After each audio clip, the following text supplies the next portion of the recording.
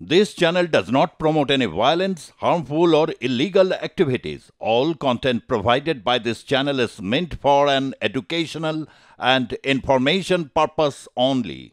Public বিশ্ববিদ্যালয় যেভাবে committee গঠন করছে তার আমরা ধিক্কার প্রতিবাদ ও নিন্দা জানাচ্ছি। এই হামলা যারা করেছে তাদেরকে চিহ্নিত করে 24 ঘন্টার মধ্যে তাদেরকে আইনের আওতায় নিয়ে আসা হোক। এই ফ্যাসিস্ট সরকারের পতনের সামনে ঢাল হিসেবে দাঁড়িয়েছিল বেসরকারি বিশ্ববিদ্যালয়। বর্তমান ছাত্রছাত্রী রয়েছে, তাদেরকে নিয়ে দুর্বার আন্দোলন গড়ে তুলব। পরবর্তীতে 5 জুলাই যে বৈষম্য বিরোধী আন্দোলন হয়েছিল, সেই আন্দোলনে সবচাইতে বেশি সামনে সারিতে থেকে এই ফ্যাসিস্ট সরকারের পতনের সামনে ঢাল হিসেবে দাঁড়িয়েছিল বেসরকারি বিশ্ববিদ্যালয়।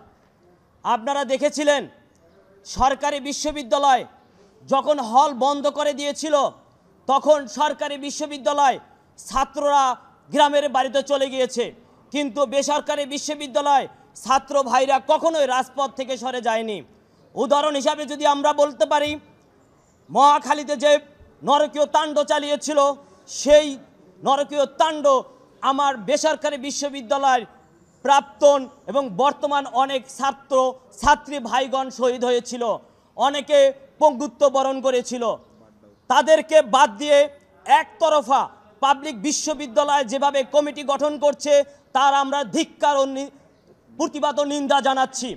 আমরা আশা করব এই হামলা যারা করেছে তাদেরকে চিহ্নিত করে আগামী 24 ঘন্টার মধ্যে তাদেরকে আইনের আওতায় নিয়ে আসা হোক। যদি তাদেরকে 24 ঘন্টার মধ্যে আইনের আওতায় নিয়ে না আসা হয়, তাহলে আমরা বেসরকারি বিশ্ববিদ্যালয়ের সাবেক আইনজীবী যারা আছে এই জায়গায় বিভিন্ন বিশ্ববিদ্যালয়, তারা সুপ্রিম কোর্ট সহকারে এবং সারা বাংলাদেশে বেসরকারি বিশ্ববিদ্যালয় যে প্রাক্তন বর্তমান ছাত্রছাত্রী রয়েছে তাদেরকে নিয়ে দুর্বার আন্দোলন গড়ে তুলব। বিশ্ববিদ্যালয়ের প্রাক্তন ছাত্র ঐক্য মনে করেন ফ্যাসিস্ট হাসিনার বিরুদ্ধে গণ অভ্যুত্থানের এই কৃতিত্ব সকলের কোন সংগঠন বা কোনো একক ব্যক্তির নয়। বেসরকারি বিশ্ববিদ্যালয় শিক্ষার্থীরা এই কৃতিত্ব একজন গর্বিত অংশীদার। আমরা মনে করি ফ্যাসিস্ট হাসিনার পতন পরবর্তী দেশের গঠনতন্ত্রের সকল অংশীদারের মতামত গুরুত্ব সহকারে বিবেচনা করা উচিত।